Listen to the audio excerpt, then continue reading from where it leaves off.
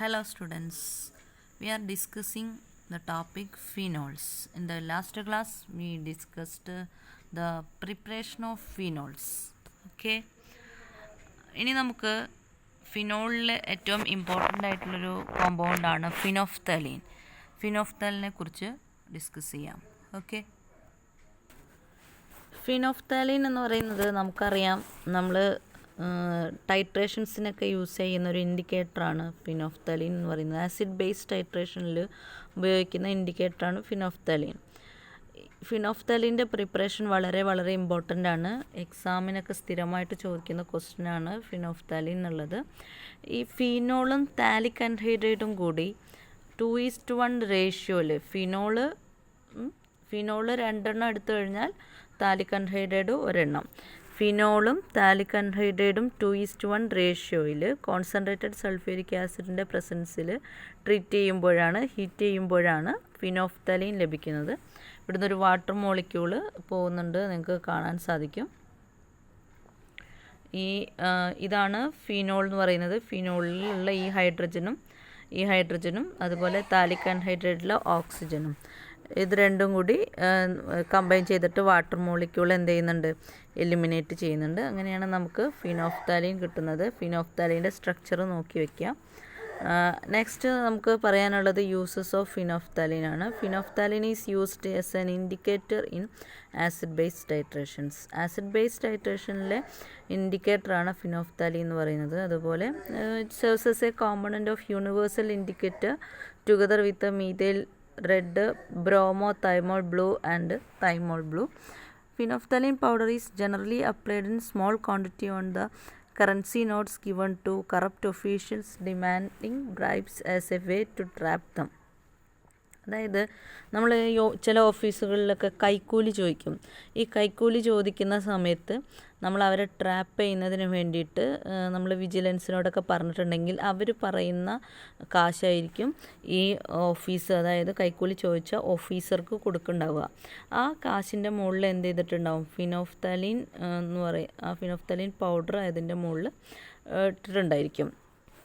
അപ്പോൾ നമ്മൾ ആ കൈ അതിനുമായിട്ട് ടച്ച് വന്നിട്ടുണ്ടെങ്കിൽ above marked notes turn pink upon washing with a dilute solution of alkali.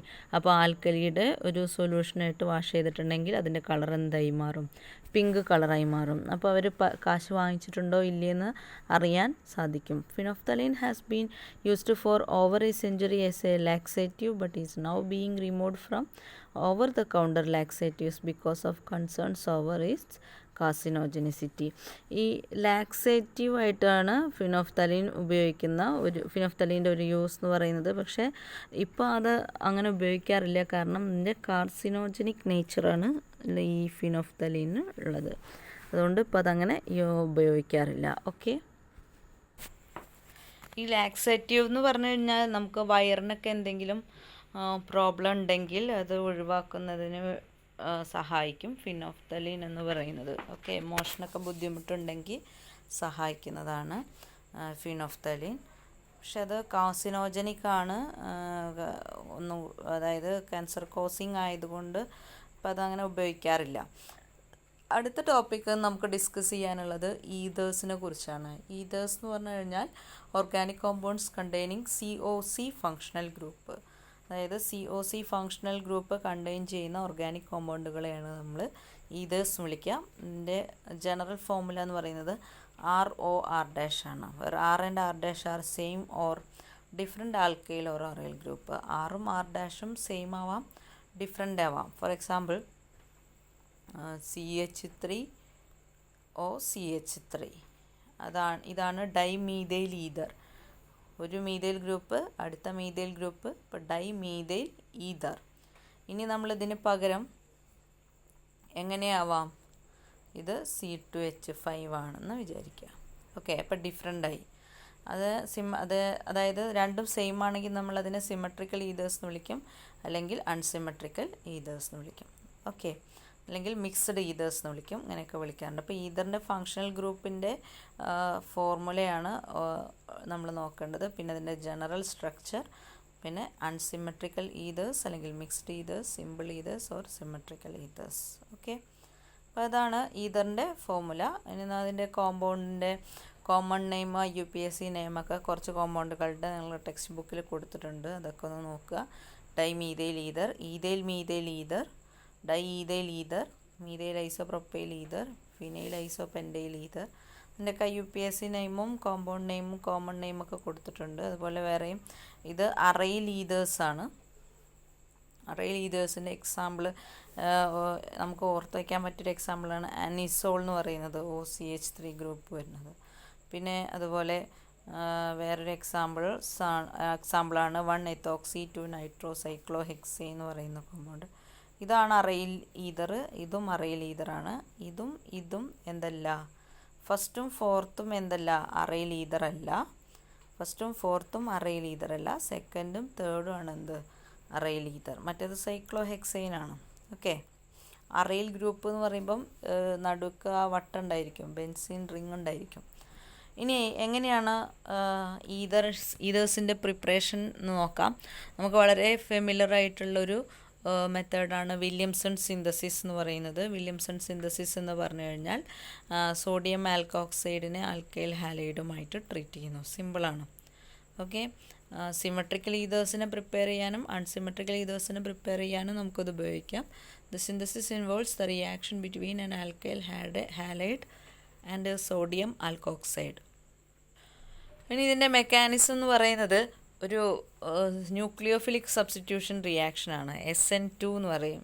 നിങ്ങൾ മറ്റ് ഈ ചാപ്റ്ററിൽ തന്നെ കുറച്ച് നേരത്തെ പഠിച്ചിട്ടുണ്ടാവും. Substitution nucleophilic bimolecular, substitution nucleophilic unimolecular എന്നൊക്കെ പറഞ്ഞിട്ട്. ഇതിൻ്റെ മെക്കാനിക്സ് എന്ന് പറയുന്നത് SN2 മെക്കാനിക്സാണ്. സബ്സ്റ്റിറ്റ്യൂഷൻ ന്യൂക്ലിയോഫിലിക് ബൈമോളിക്കുലർ ആണ്. അതായത് ഈ സോഡിയം ആൽക്കോക്സൈഡിൻ്റെയും ആൽക്കൈൽ ഹാലൈഡിൻ്റെയും കോൺസെൻട്രേഷനെ ആര് ഡിപ്പെൻഡ് ചെയ്യും, ഈ റിയാക്ഷൻ്റെ റേറ്റ് ഡിപ്പെൻഡ് ചെയ്യും. അതാണ് ബൈമോളിക്കുലർ എന്നുള്ളത് കൊണ്ട് ഉദ്ദേശിക്കുന്നത്. Reaction works the best with primary alkyl halides. Reaction primary alkyl halide ആകുമ്പോഴാണ് ഏറ്റവും സുഗമമായിട്ട് നടക്കുക. അതിൻ്റെയൊക്കെ റീസൺ നിങ്ങൾ SN2 റിയാക്ഷനിൽ പഠിച്ചിട്ടുണ്ടായിരിക്കും. പെട്ടെന്ന് ഈ റിയാക്റ്റൻറ്റിന് പെട്ടെന്ന് അറ്റാക്ക് ചെയ്യാൻ സാധിക്കുക ബൈനറി ആൽക്കൈൽ ഹാലൈഡ്സ് ആകുമ്പോഴാണ് എന്നുള്ളതൊക്കെ നമ്മൾ SN2 റിയാക്ഷനിൽ പഠിച്ചു കഴിഞ്ഞിട്ടുള്ളതാണ്. സെക്കൻഡറി ടെർഷറി ഒക്കെ ആകുമ്പം there is A chance for elimination.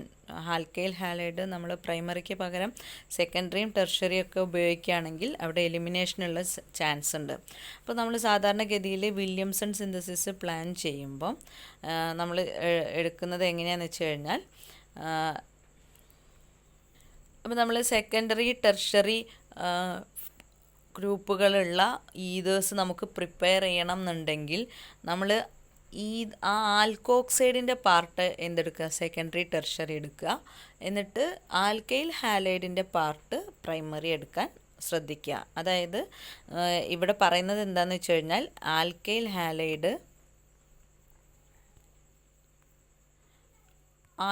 Halide primary ആയിരിക്കണം. ഇത് സെക്കൻഡറിയും ടെർഷറിയും എടുത്തു കഴിഞ്ഞാൽ നമുക്ക് ഈ റിയാക്ഷന് പകരം എലിമിനേഷൻ നടക്കാനുള്ള, സബ്സ്റ്റിറ്റ്യൂഷന് പകരം എലിമിനേഷൻ നടക്കാനുള്ള ചാൻസ് കൂടുതലാണ്. അപ്പോൾ ഇനി നമുക്കൊരു സെക്കൻഡറി ടെർഷറി ഈതർ പ്രിപ്പയർ ചെയ്യണമെങ്കിൽ, സെക്കൻഡറി ടെർഷറി ആയിട്ടുള്ള സെക്കൻഡറിയോ അല്ലെങ്കിൽ ടെർഷറിയോ ആയിട്ടുള്ള ഈതർ പ്രിപ്പയർ ചെയ്യണമെങ്കിൽ നമ്മൾ ഏത് പാർട്ടിനെ സെക്കൻഡറി ടെർഷറി ആക്കിയിട്ടെടുക്കുക, ഈ ആൽക്കോക്സൈഡിൻ്റെ പാർട്ടിന് സെക്കൻഡറി അല്ലെങ്കിൽ ടെർഷറി ആക്കിയിട്ടെടുക്കുക. ആൽക്കൈൽ ഹാലൈഡിൻ്റെ പാർട്ട് പ്രൈമറി എടുക്കാൻ ശ്രദ്ധിക്കുക. ഓക്കെ, ഇപ്പോൾ വില്യംസൺ സിന്തസിസ് ചെയ്യേണ്ട സമയത്ത് ചെയ്യേണ്ട ഒരു കാര്യമാണത്. For example, for the preparation of methyl tert butyl ether the best choice of reactants would be methyl halide and tertiary butoxide and not tertiary butyl halide and methoxide. അതായത് നമ്മൾക്ക് methyl tert butyl ether prepare ചെയ്യണം എന്ന് വിചാരിക്കുക. Methyl tert butyl ether prepare ചെയ്യണമെങ്കിൽ നമ്മൾ എവിടെ എടുക്കേണ്ട reactance എന്ന് പറയുന്നത് മീഥൈൽ ഹാലൈഡ്. മീഥൈൽ ഹാലൈഡ് ഒരു പ്രൈമറി ഹാലൈഡാണ്. എന്നിട്ട് അതിൻ്റെ മറ്റേ പാർട്ട് ആൽക്കോക്സൈഡിൻ്റെ പാർട്ട് ടെർഷറി പാർട്ട് എടുക്കുക. എങ്കിൽ മാത്രമേ നമുക്ക് ആ റിയാക്ഷൻ്റെ പ്രൊഡക്റ്റ് കൃത്യമായിട്ടത് കിട്ടുള്ളൂ. അല്ലെങ്കിൽ നമ്മൾ നേരെ തിരിച്ചാണ് എടുക്കുന്നത് എങ്കിൽ എലിമിനേഷൻ നടക്കും. ഇതാണ് റിയാക്ഷൻ എന്ന് പറയുന്നത്. മീഥൈൽ ബ്രോമൈഡ് സോഡിയം ടെർഷറി ബ്യൂട്ടോക്സൈഡ് എടുക്കുക. ആൽക്കൈൽ ഹാലൈഡിനെ നമ്മൾ എന്ത് ചെയ്യുക? ആൽക്കൈൽ ഹാലൈഡ് പ്രൈമറി എടുക്കുക, ഇത് ടെർഷറി എടുക്കുക. അപ്പോൾ നമുക്ക് മീഥൈൽ ടെർട്ട് ബ്യൂട്ടൈൽ ഈതർ എന്ന് പറയുന്ന പ്രൊഡക്റ്റ് കിട്ടും. പകരം നമ്മൾ ഈ പാർട്ട് ആൽക്കോക്സൈഡിൻ്റെ പാർട്ട് പ്രൈമറിയും അതുപോലെ ആൽക്കൈൽ ഹാലൈഡിൻ്റെ പാർട്ട് ടെർഷറിയാണ് എടുക്കുന്നതെങ്കിൽ it will undergo elimination and we get an alkene 2-methyl propene. ഇതാണ് നമുക്ക് കിട്ടുന്ന പ്രൊഡക്റ്റ്. അപ്പോൾ ഇതാണ് നമ്മൾ വില്യംസൺ സിന്തസിസ് ചെയ്യേണ്ട സമയത്ത് ഓർത്ത് വയ്ക്കേണ്ട ഒരു കാര്യം എന്ന് പറയുന്നത്, എപ്പോഴും ആൽക്കൈൽ ഹാലൈഡ് എന്തായിരിക്കണം? പ്രൈമറി ആയിരിക്കണം. നമുക്ക് ടെർഷറി പ്രിപ്പയർ ചെയ്യണമെങ്കിൽ ആൽക്കോക്സൈഡിൻ്റെ പാർട്ട് ടെർഷറി ആയിട്ടുള്ളത് സെലക്ട് ചെയ്യാം. Okay. Alkyl aryl ethers are prepared by the reaction of alkyl halide with sodium phenoxide. Alkyl aryl ether എന്ന് പറഞ്ഞു കഴിഞ്ഞാൽ എങ്ങനെയാണ്? ഇതാണ് ആൽക്കൈൽ അറൈൽ ഈതർ. ആൽക്കൈൽ പാർട്ടാണ് CH3, അറൈൽ പാർട്ടാണ് C6H5. ഓക്കെ. അപ്പോൾ ഇങ്ങനെയൊരു പ്രൊഡക്റ്റ് നമുക്ക് ലഭിക്കണമെങ്കിൽ നമ്മൾ അതിനെ എന്താ ചെയ്യേണ്ടത്? By the reaction of alkyl halide with sodium phenoxide. Alkyl ഹാലൈഡിനെ സോഡിയം ഫീനോക്സൈഡായിട്ട് റിയാക്ട് ചെയ്യിക്കുക. ഓക്കെ. അപ്പോൾ അങ്ങനെയാണ് നമ്മൾ ആൽക്കൈൽ അറൈൽ ഈതേഴ്സ് പ്രിപ്പയർ ചെയ്യുന്നത്. സോഡിയം ഫീനോക്സൈഡിനെ ആൽക്കൈൽ ഹാലൈഡുമായിട്ട് റിയാക്ട് ചെയ്താൽ ആൽക്കൈൽ ഫീനൈൽ ഈതർ കിട്ടും. ഇതാണ് ഞാൻ നേരത്തെ കാണിച്ച എക്സാമ്പിൾ. ആനിസോൾ പ്രിപ്പയർ ചെയ്യുന്നത് സോഡിയം ഫീനോക്സൈഡും മീഥൈൽ ബ്രോമൈഡും കൂടി റിയാക്ട് ചെയ്തിട്ട് ആനിസോൾ എന്ന് പറയുന്ന പ്രൊഡക്റ്റ് ഉണ്ടാവും. ഓക്കെ. ഇനി acidic cleavage of the CO bond. ഇനി അതിൻ്റെ പ്രോപ്പർട്ടീസൊക്കെയാണ് പറയുന്നത്. ക്ലീവേജ് ഓഫ് CO ബോണ്ട്, ഈതറിലുള്ള ഫങ്ഷണൽ ഗ്രൂപ്പ് എന്ന് പറയുന്നത് ഈ COC ഇങ്ങനെയാണല്ലോ ഈതറിലുള്ള ഫങ്ഷണൽ ഗ്രൂപ്പ് എന്ന് പറയുന്നത്. അതിലെ ഈ CO ബോണ്ടിൻ്റെ ക്ലീവേജിനെ കുറിച്ചാണ് പറയുന്നത്. Cleavage of CO bond in ethers takes place under drastic conditions with excess of hydrogen halides. Hydrogen halide excess ആയിട്ട് പ്രസൻ്റ് ആണ് എങ്കിൽ ഈ CO ബോണ്ട് എന്ത് ചെയ്യാനുള്ള ചാൻസ് ഉണ്ട്? ബ്രേക്ക് ചെയ്യാനുള്ള ചാൻസ് ഉണ്ട്. അപ്പോൾ നമുക്ക് കിട്ടുന്ന പ്രൊഡക്റ്റ് എന്ന് പറയുന്നത് ആൽക്കൈൽ ഹാലൈഡും ആൽക്കഹോളും ആയിരിക്കും. ഓക്കെ. അതായത് ROR ഇത് ക്ലീവ് ചെയ്യാണ്. ഇത് ക്ലീവ് ചെയ്ത് കഴിഞ്ഞാൽ ഇവിടെ ക്ലീവ് ചെയ്തു എന്ന് വിചാരിക്കുക. അപ്പോൾ നമുക്ക് കിട്ടുന്ന പ്രൊഡക്റ്റ് HX അല്ലേ? ഒന്ന് ഈ ഹൈഡ്രജൻ ഇങ്ങോട്ടും ഈ X ഇങ്ങോട്ടും പോയിട്ടുണ്ടാവും. അപ്പോൾ നമുക്ക് കിട്ടുന്ന പ്രൊഡക്റ്റ് എന്ന് പറയുന്നത് ROHും RXും. ഓക്കെ. പിന്നെ ഇതിൻ്റെ റിയാക്ടിവിറ്റി ഓർഡർ എന്ന് പറയുന്നത് HX എന്ന് പറഞ്ഞു കഴിഞ്ഞാൽ HI ആവാം, HBr ആവാം, HCl ആവാം. X എന്ന് പറയുന്നത് നമ്മൾ ഹാലജൻസിനെയാണ് X എന്ന് വിളിക്കുക. ക്ലോറിൻ, അതുപോലെ ബ്രോമിൻ, അയഡിൻ, ഇതൊക്കെയാണ് X. അപ്പോൾ അതിൻ്റെ റിയാക്ടിവിറ്റി ഓർഡർ എന്ന് പറയുന്നത് ഏറ്റവും കൂടുതൽ റിയാക്റ്റീവ് ആയിട്ടുള്ളത് HI ആണ്, പിന്നെ HBr ആണ്, പിന്നെ HCl ആണ്. ഓക്കെ. ഇതാണ് acid cleavage of the CO bond. ആൽക്കഹോളും ഹൈഡ്രജൻ ഹാലൈഡും കൂടി കമ്പൈൻ ചെയ്ത് കഴിഞ്ഞാൽ ആൽക്കൈൽ ഹാലൈഡ് കിട്ടും. വേറെ പ്രോപ്പർട്ടിയാണ്. ഡൈഇഥൈൽ ഈതർ HAയുമായിട്ട് റിയാക്ട് ചെയ്തിട്ടുണ്ടെങ്കിൽ ഈഥൈൽ ഹാലൈഡ് കിട്ടും. ഇവിടെ എത്തനോളും HAയും കൂടി റിയാക്ട് ചെയ്തിട്ടുണ്ടെങ്കിൽ ഈഥൈൽ അയോഡൈഡ് ലഭിക്കും. ഓക്കെ. അപ്പോൾ ഇതാണ് ഇതിൻ്റെ ഒരു പ്രോപ്പർട്ടി എന്ന് പറയുന്നത്. ഇനി മിക്സ്ഡ് ഈതർ ആണെന്ന് വിചാരിക്കുക. അതായത് ആൽക്കൈൽ ഗ്രൂപ്പ്സ് മിക്സ്ഡ് ഈതർ എന്ന് പറഞ്ഞു കഴിഞ്ഞാൽ രണ്ടും വ്യത്യസ്തമായിരിക്കും. നമ്മൾ നേരത്തെ പറഞ്ഞു unsymmetrical ether or mixed ether. ഒരു ഭാഗത്ത് ഈഥൈൽ ഗ്രൂപ്പ്, ഒരു ഭാഗത്ത് പ്രൊപ്പൈൽ ഗ്രൂപ്പാണ് ഇവിടെ എടുത്തിരിക്കുന്ന example. Halogen goes to the smaller alkyl group during cleavage. അപ്പോൾ ഈ ക്ലീവേജ് നടക്കുന്ന സമയത്ത് ഹാലജൻ എന്ന് പറയുന്നത് എവിടേക്ക് പോകും? ഏറ്റവും ചെറിയ ആൽക്കൈൽ ഗ്രൂപ്പിൻ്റെ പാർട്ടിലേക്കാണ് പോവുക. അപ്പോൾ ഇവിടെ 3 കാർബണാറ്റുള്ള ഒരു പാർട്ടും 2 കാർബണാറ്റുള്ള ഒരു പാർട്ടുമാണുള്ളത്. അപ്പോൾ HI എന്ന് പറയുന്നത് ഹാലജൻ എന്ന് പറയുന്നത് അയഡിനാണ്. ഈ അയഡിൻ ഏറ്റവും കുറവ് പാർട്ട് ഏതാണോ അവിടേക്കാണ് ക്ലീവേജിൻ്റെ സമയത്ത് പോവുക എന്നുള്ളതാണ് പറയുന്നത്. ഓക്കെ. അതായത് നമുക്ക് കിട്ടുന്ന product CH3 CH2 Iയും CH3 CH2 CH2 OHും ആയിരിക്കും. ആണ് ഇവിടെ കിട്ടിയിരിക്കുന്നത്. എൻ പ്രൊപ്പൈൽ ആൽക്കഹോളും ഈഥൈൽ അയോഡൈഡും.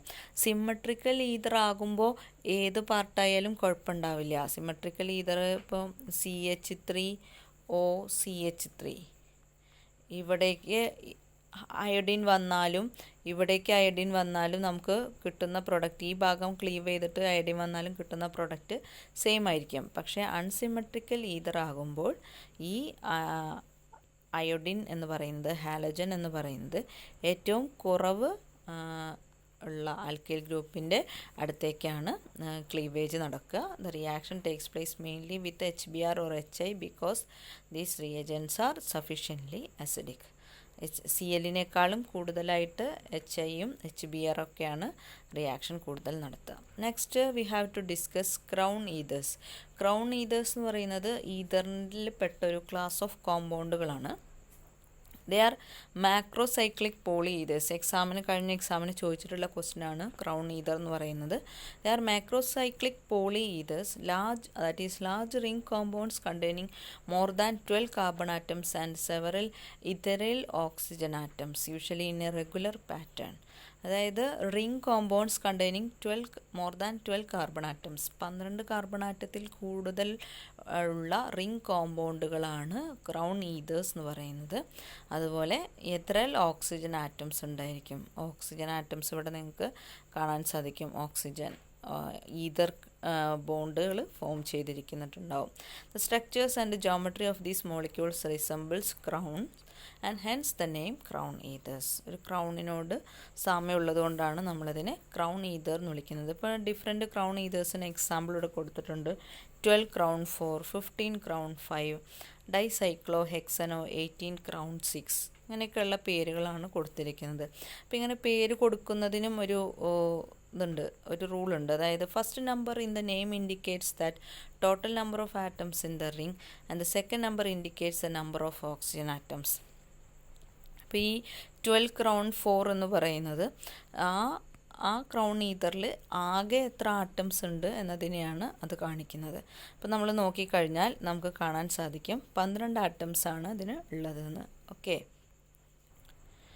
12 ആറ്റംസ് ആണ് ഇതിനുള്ളത് എന്നുള്ളത് നമുക്ക് കാണാൻ സാധിക്കും. അതായത് 1, 2, 3, 4, 5, 6, 7, 8, 9, 10, 11, 12, അങ്ങനെ 12 ആറ്റംസ് ആണ് ഇതിലുണ്ടാവുക. അതുപോലെ 4 എന്ന് പറഞ്ഞു കഴിഞ്ഞാൽ ഓക്സിജൻ ആറ്റത്തിൻ്റെ എണ്ണമാണ്. നമുക്ക് ഈ സ്ട്രക്ചർ നോക്കിക്കഴിഞ്ഞാൽ കാണാൻ സാധിക്കും 4 ഓക്സിജൻ ആറ്റംസ് ആണ് ഇതിനുള്ളതെന്ന്. അതുപോലെ തന്നെയാണ് ഈ 15 ക്രൗൺ 5നൊക്കെ നമ്പർ ചെയ്തിട്ടുള്ളത്. അപ്പോൾ അതാണ് അതിൻ്റെ പേര്. The first number in the name indicates that total number of atoms in the ring and the second number indicates the number of oxygen atoms. ഈ റൂള് ഫോളോ ചെയ്തിട്ട് നിങ്ങൾക്ക് ഏത് ക്രൗൺ ഈതറിനെ വേണമെങ്കിലും നമ്പർ ചെയ്യാൻ സാധിക്കും.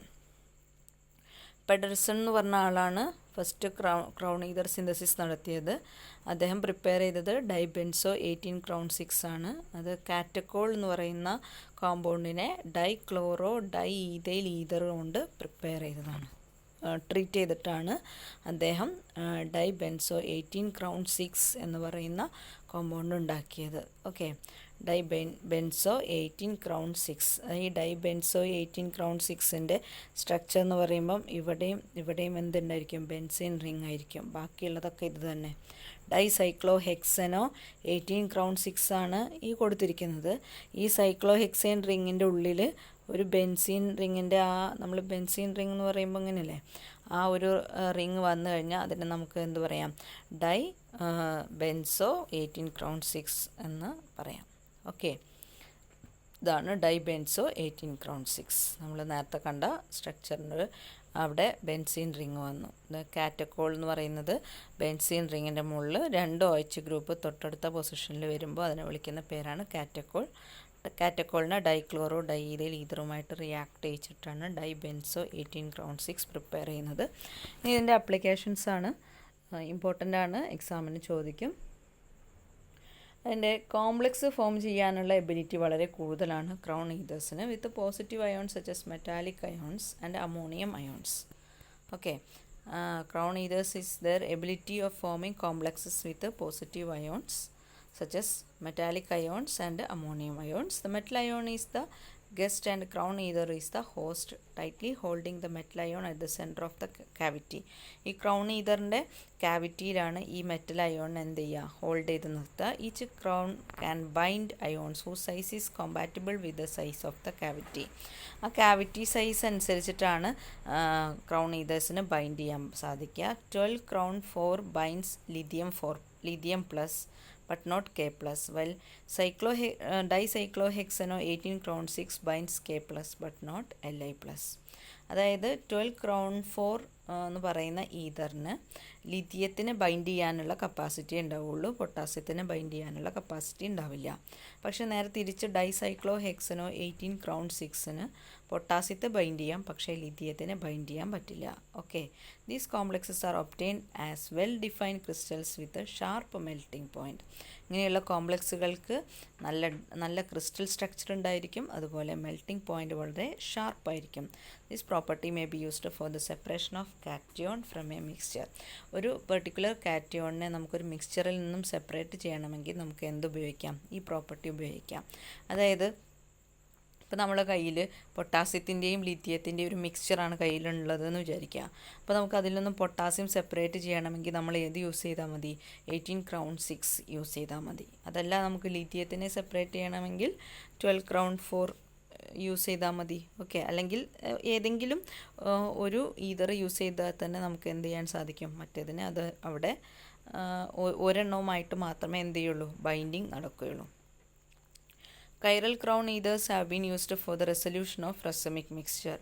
കൈറലായിട്ടുള്ള ക്രൗൺ ഈതേഴ്സിനെ നമുക്ക് റെസമിക് മിക്സ്ചറിൻ്റെ റെസൊല്യൂഷന് വേണ്ടിയിട്ട് ഉപയോഗിക്കാം. റെസമിക് മിക്സ്ചർ എന്താണെന്നും റെസൊല്യൂഷൻ എന്താണെന്നൊക്കെ നമ്മൾ ഡീറ്റെയിൽ ആയിട്ട് സ്റ്റീരിയോ കെമിസ്ട്രിയിൽ ഡിസ്കസ് ചെയ്തതാണ്. Crown ethers have also been used to complex with phenols and amines etcetera.